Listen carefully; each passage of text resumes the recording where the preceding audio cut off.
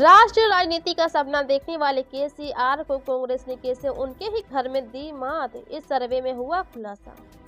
3 दिसंबर को जब 4 राज्यों में विधानसभा चुनाव के नतीजे आए तो इनसे काफी हैरान किया। एक तरफ जहां बीजेपी को राजस्थान, मध्य प्रदेश और छत्तीसगढ़ में बम्पर जीत मिली तो वहीं दूसरी ओर कांग्रेस को तेलंगाना में कांग्रेस ने तेलंगाना में 64 सीटों पर जीत दर्ज की है।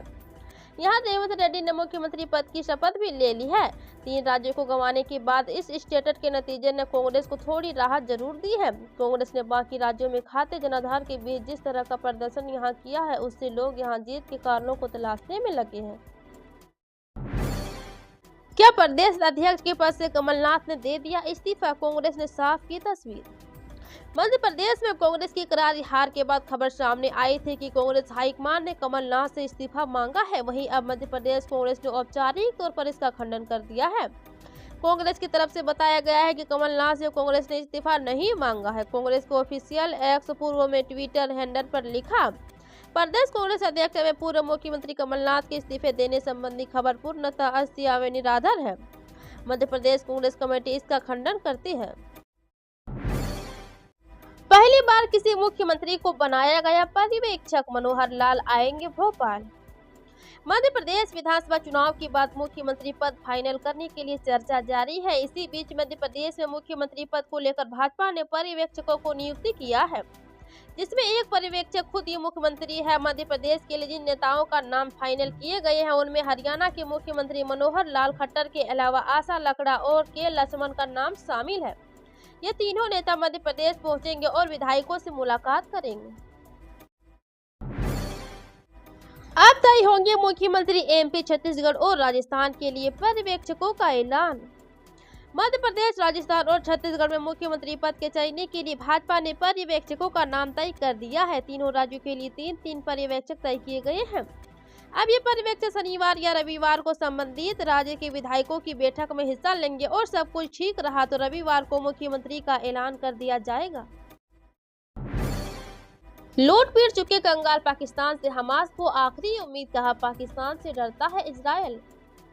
इजरायल के हमले से तबाह हो चुका हमास अब पाकिस्तान से मदद की गुहार लगा रहा है। फिलिस्तीनी आतंकवादी समूह हमास के वरिष्ठ नेता इस्माइल हनिये ने कथित तौर पर इजरायल के साथ 2 महीने से चल रहे युद्ध को रोकने के लिए पाकिस्तान से मदद मांगी है। उसने पाकिस्तान को एक बहादुर देश और मुजाहिदीन इस्लाम के लिए लड़ने वाले लोग लैंड भी कहा। रिपोर्ट के अनुसार हनिये इस्लामाबाद में आयोजित अल अक्सा मस्जिद की पवित्रता और मुस्लिम उम्मा की जिम्मेदारी विषय पर राष्ट्र संवाद को संबोधित कर रहा था, जहां उसने ये भी कहा कि अगर इजरायल को पाकिस्तान से प्रतिरोध का सामना करना पड़ा तो क्रूरता का अपराध बंद हो सकता है। पाकिस्तान में भी पीएम मोदी का क्रेज, उनके काम से इम्प्रेस हैं फैंस। भारत लौटी अंजू ने किया खुलासा। प्रधानमंत्री नरेंद्र मोदी की लोकप्रियता कितनी ज्यादा है इसका अंदाजा इस बात से ही लगाया जा सकता है कि वह गूगल पर सबसे ज्यादा बार सर्च किए जाने वाले नेता है।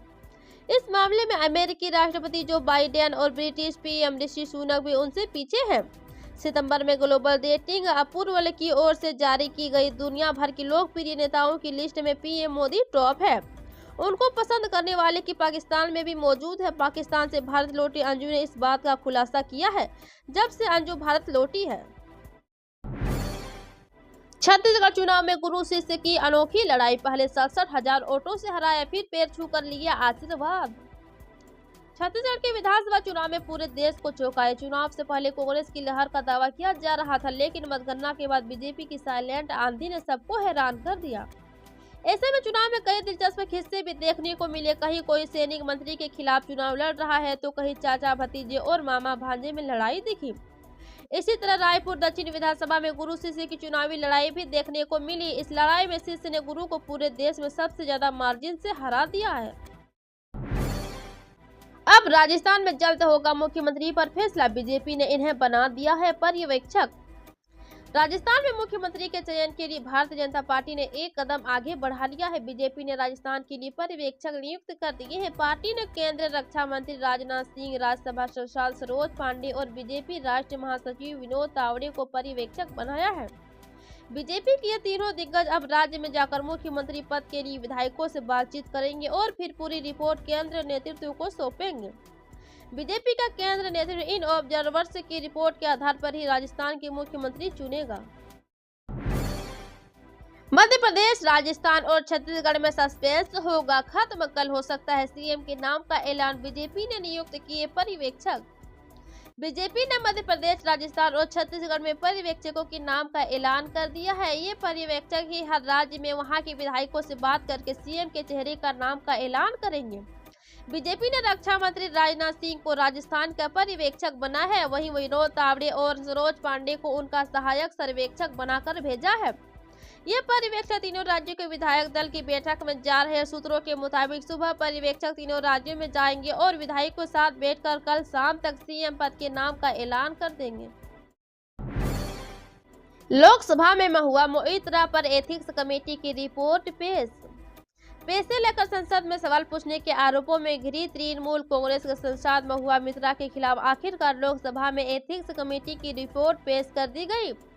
संसद के शीतकालीन सत्र के 5वें दिन का रिपोर्ट सबमिट की गई है। एथिक्स कमेटी की ओर से रिपोर्ट पेश होने के बाद संसद में विपक्षी सांसदों ने जमकर हंगामा किया और नारे लगाए। इसकी वजह से लोकसभा की कार्यवाही 2 बजे तक स्थगित कर दी गई।